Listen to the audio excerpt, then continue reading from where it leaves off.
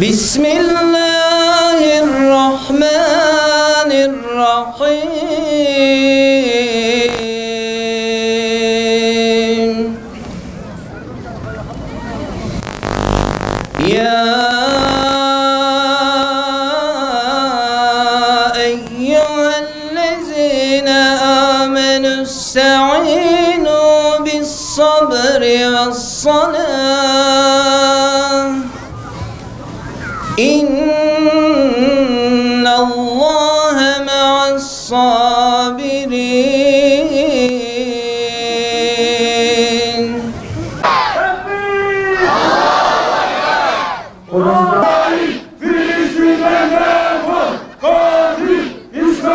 Değerli hanımefendiler, beyefendiler, çocuklarımız, gençlerimiz, Gazze için sivil toplum kuruluşları olarak, Şanlıurfa sivil toplum kuruluşları olarak tertip ettiğimiz bu programa hepiniz hoş geldiniz, sefa getirdiniz.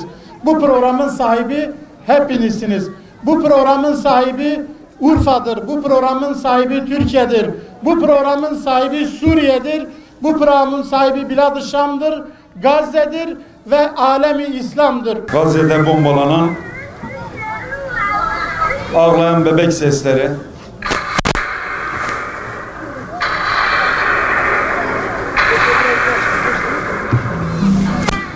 Gazze'de çocuk olmak, sesleriyle değil, bomba sesleriyle uyumaya çalışmaktır.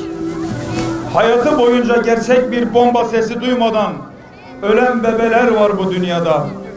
Bir de bombalar altında doğanlar.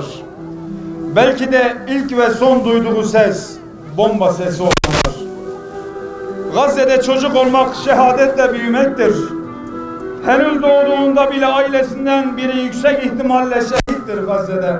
Uzun yıllar boyunca azınlık bir zümreyi temsil eden zalim bir diktatör aile tarafından sömürülen Suriye halkı nihayet bu karanlığa son vermiştir. Hafızalarımıza acıyla kazınan 1982 Hama katliamında ve Suriye zindanlarında insanlık dışı bir barbarlıkla yok edilen mazlumların feryadı şimdi zafer nidalarıyla yankılanmaktadır. Ne yazık ki çevredeki diğer diktatörler ve emperyalist güçler bir İslam devleti kurulur korkusuyla bu zulme ya sessiz kalmış ya da alenen destek vermiştir.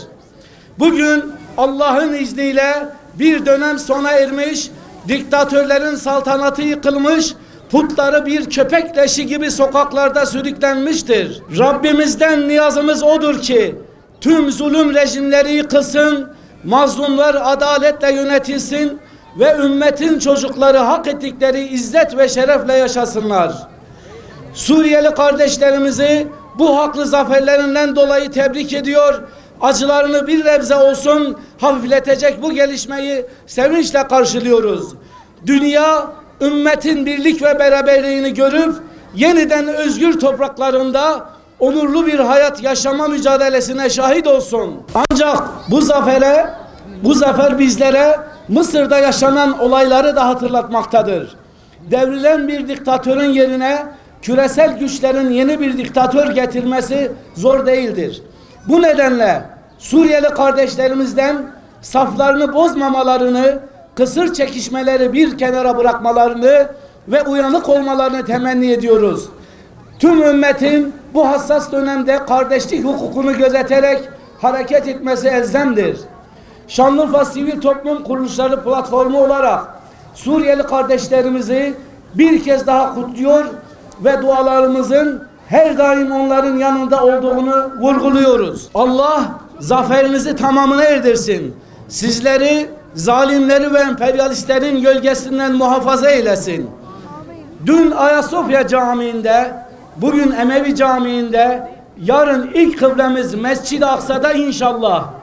Biliyorlar ki bu sancak bir gün mutlaka orada da dalgalanacak. Tarih bize her zaman bunu gösterdi.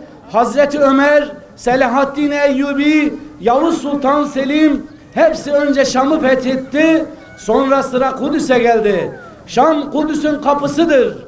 Tarih bize apaçık gösteriyor ki Şam'dan sonra Kudüs vardır.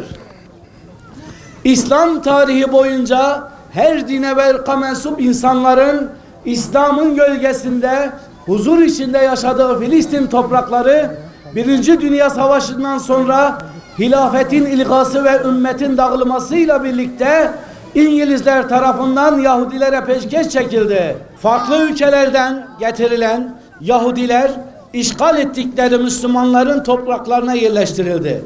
1948'e kadar estirdiği terörle Müslümanların harem-i ismetini işgal eden Siyonist Yahudiler İsrail adıyla bir terör devleti kurdu.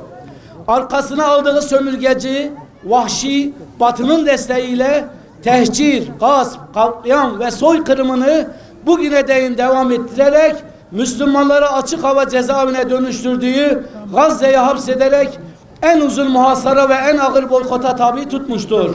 Müslümanların tefrikası ve dağılmışlığından yararlanan İsrail terör devleti emperyalist güçlerden aldığı cesaret ve destekle 15 aydır Müslümanları topyekun bir katliama tabi tutarak kadın, çocuk, sivil demeden şehit etmiş, ablukaya aldığı Gazze'yi yakıp yıkmaya girişmiş, hastane, fırın, okul, cami gibi tüm kurumları yerle yeksan etmiştir. Siyonist terör devleti İsrail ile mücadele etmek ve Filistinli mazlumların yanında yer almak zaruridir. Çünkü Filistin ve Aksa davası sadece Filistinlilerin değil, sadece Arapların değil, tüm Müslümanların davasıdır. Hatta bunun da ötesinde izan ve vicdan sahibi bütün bir insanlık aleminin ortak davasıdır. Gazze halkına karşı savaş suçunun her türlüsünü hurhanca işleyen terör devleti İsrail'e karşı kınama, lanetleme, yas ilan etmenin yetmediği daha da somut adımların atılmasının vaktinin geldiğine inanıyor ve aşağıdaki hususları tüm kamuoyuna ilan ediyoruz. 1. Alanları boş bırakmayarak eylemleri artarak devam ettirmeliyiz. 2. İsrail ve Siyonizme destek veren şirketlerin tüm ürünlerini boykot edip ve devletin bu ürünlere yasak getirmesini talep ediyoruz. 3. Filistin davasını kendi öz davamız bilip bu bilinci nesilden nesile aktararak zinde tutmalıyız. 4. Güvendiğimiz kurum ve kuruluşlar aracılığıyla gücümüz nispetinde Filistin ve Gazze'deki kardeşlerimize maddi destekte bulunmalıyız. İnfaklarımızla bu cihada ortak olmalıyız. 5. Nusret ve zafer nasip etmesi için Rabbimize niyazlarımıza devam etmeliyiz. Ve salatu ve selamu ala Resulina Muhammedin ve ala alihi ve sahbihi ecma'in. Rabbena teqabbel minna inneke entes semi'ul alim ve tub aleyna ya Mevlana inneke entet tevvabur rahim. Biz bu görevimizi ifa edemedik. Sen onları bizlerin insafına terk etme ya Rabbi. Onları sahipsiz bırakma ya Rabbi. Ya Rabbi senin Bedir'de, Uhud'da, Huneyn'de gönderdiğin orduların var. Ordularınla onlara destek ol ya Rabbi. Ya Rabbi senin ebabillerin var. Senin rüzgarların var. Bilip bilmediğimiz nice orduların var. Sen o ordularınla düşmanı kahru perişan eyle ya Rabbi. Ya Rabbel alemin ve ya Erhamer rahimin. İslam'a ve Müslümanlara düşmanlık edenleri kahru perişan eyle. Tuzaklarını başlarına geçir ya Rabbi. Lütfen dolduralım, boşluklara oturalım. Buradan şerefi bahşettin, hakkını vermeyi nasip eyle. Efendimiz Aleyhisselam havuzun başında Efendimiz Aleyhisselatü Vesselam'a komşu olmayı cümlemize nasip kılın. Ve yarasın bizleri, annelerimizi, dünyayı tanımadan, annesini tanımadan yaşanmıştır Gazze'de. Kalplerde ölüm bile olsa bir bombayı nasıl karşılayabilir ki? Son